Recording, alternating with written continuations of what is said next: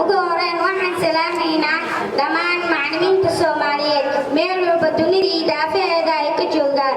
Waxaan ku salaamaynaa salaanta islaamka taasoo ah assalaamu calaykum waraxmatullaahi wabarakaatuh.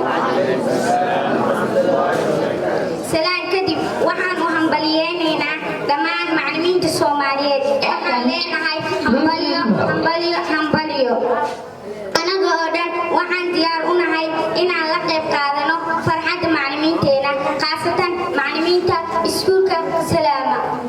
waxaan rabnaa inaan halkan ka soo jeedino nashiido ku saabsan macallin. waxaan idinka codsanaynaa inaad inoo hamaysaan dhegihiina.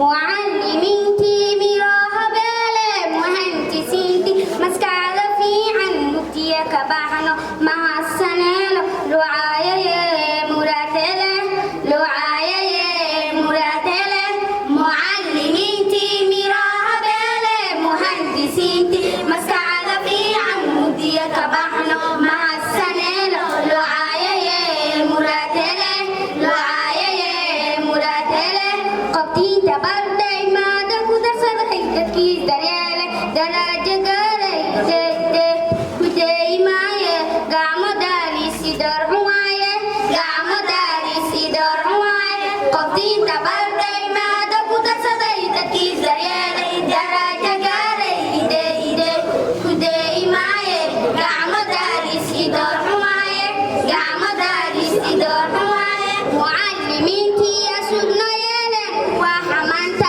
asugla yeelay istaaga maanta asugna yeesha aqoonlaan waa iftiinlaan aqoonlaan waa iftiinlaan mucallimiintii asugna yeeleen waa xamaanta asugla yeelay istaaga maanta asugna yeesha aqoonlaan waa iftiinlaan